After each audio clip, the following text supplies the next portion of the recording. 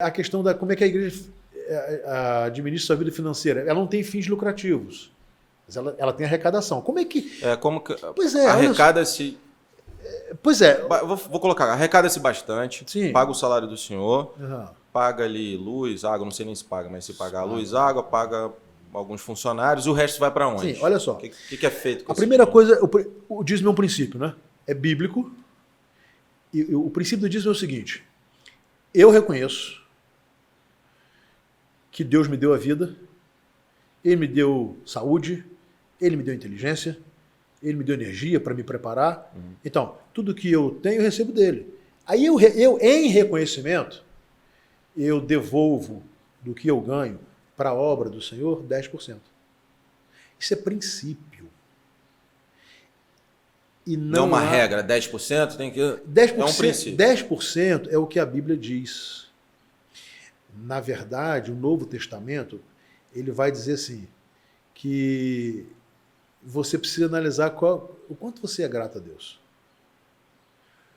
Ninguém é obrigado a dar dízimo.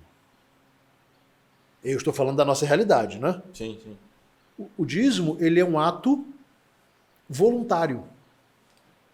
Por exemplo, na nossa igreja tem pessoas que são dizimistas e outras que não são. Não são. Isso não faz de você mais fiel ou menos fiel. Não. Isso é uma questão pessoal com Deus, né? Todo dizimista, ele reconhece que Deus abençoa. Uhum. Mas você não paga para ser da igreja, entendeu? Entendi. Você não paga. Você dizima ou não, oferta ou não. Aí a diferença de dízimo e oferta é interessante. O dízimo é o reconhecimento. Eu obedeço a Deus, né?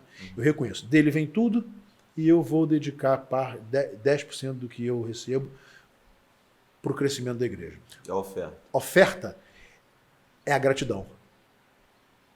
Poxa, eu quero ofertar mais. Entendeu? E é interessante, sua pergunta. O que se faz com dízimo? Dentre essas coisas, né? Por exemplo, há o sustento ministerial, né? Aí há igrejas, pelo tamanho como a nossa, tem mais de um pastor. A gente tem funcionários, né? Os funcionários são contratados, eles, de acordo com a CLT, todos os direitos garantidos. A igreja, ela tem que se manter. Por exemplo, você conhece a nossa igreja, nós temos 2 templos e um templo é histórico, né? Tombado recentemente? Ele foi tombado em 2006, por ocasião do centenário da igreja.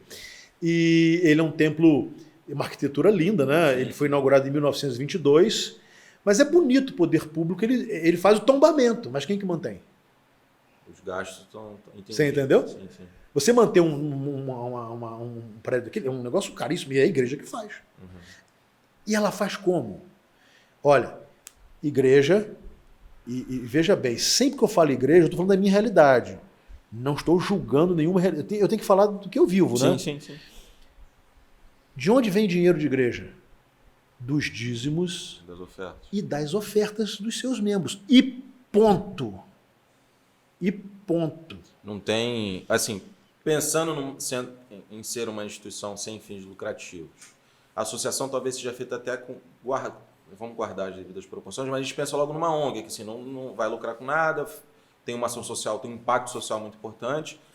Só que assim, tem muita doação de empresa, da política, tem muito dinheiro que não é só de dízimo e oferta. Uhum. Não vem daí. Não vem daí. Por exemplo, nós Ou temos... não deveria vir. Não deve vir. Você conhece a nossa academia do futebol. Sim. Como é que aquela academia de futebol vive? Ela vive da contribuição dos membros da igreja. A academia de futebol, para quem não sabe, é um projeto social da Primeira Igreja Batista de Pádua, que é numa área carente aqui de Pádua. Muito carente, muito carente. Favela, com crianças carentes. Muito carente. E assim, a ideia é ajudar socialmente as crianças que moram ali. Elas são inseridas na sociedade. Isso tem um custo. A Cristolândia, né? Que a gente tem uma unidade aqui na nossa cidade. O interno não paga nada. Nada. Uhum. E quem mantém? São as igrejas. Entendi. Então você percebe que, aí quando você fala em imunidade tributária, não é favor. Outro detalhe, Marco Aurélio, a igreja ela também existe para propagar a fé. Ou seja, ela faz evangelização e obra missionária. Isso se faz de muitas maneiras, mas todas as maneiras que isso, pelas quais isso venha a ser feito, requer recurso. E esses recursos são oriundos dos dízimos e as ofertas da igreja. Aí você fala assim, mas se a igreja teve um saldo no final do mês, Sim. ela já começa a usar no mês seguinte.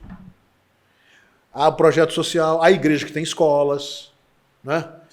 Então, é algo que não gera lucro no sentido de você vai angariar, você vai reter. Isso não tem.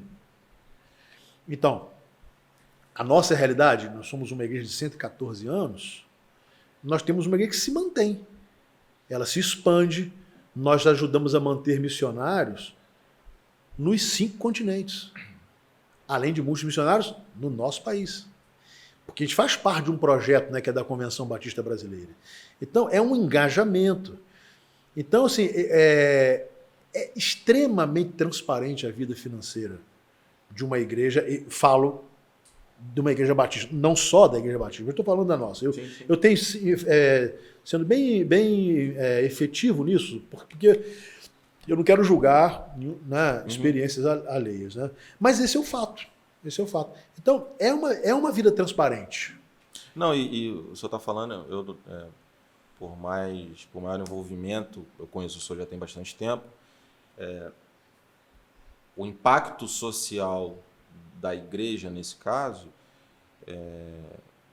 teoricamente dá para perceber que precisa de bastante dinheiro para manter esses projetos sociais, para sustento de famílias e tudo mais. O dinheiro não fica com a igreja. Não fica. O dinheiro da igreja é aplicado eu vou dar um exemplo socialmente. Eu vou dar só um exemplo. Né, e aí justifica completamente a isenção fiscal. Sim. Agora, porque empresas, a gente vai, para o pessoal entender, a empresa, teoricamente não, isso acontece, paga menos imposto, contanto que ajude socialmente. Exatamente. Então, exatamente, é o mesmo princípio, é a mesma ideia. É a mesma ideia. Por exemplo, eu vou dar um exemplo de um irmão nosso, ele já faleceu.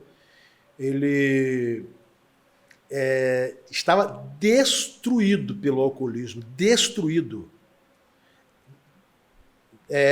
Classe média, mas destruído. Ele foi abraçado pela Cristolândia e tal. Para você ter uma ideia, ele chegou a ser o responsável pelo grupo de homens de oração da igreja. Rapaz, em qual lugar ele teria isso? Em qual lugar ele teria uma oportunidade dessa? Em qual lugar ele teria mãos estendidas para... Porque ele teve várias quedas. Idas e vindas. O alcoolismo é uma doença, você sabe disso, você é médico. Sim. Então, veja bem, esse é um caso. Um caso de uma igreja. Então, distorções existem, e é verdade, eu não sou cego, e eu não quero fingir que elas não existem. Elas existem, mas elas devem ser combatidas. Agora, repito, não se arranca uma árvore inteira porque ela está com 1 ou 2 frutos podres.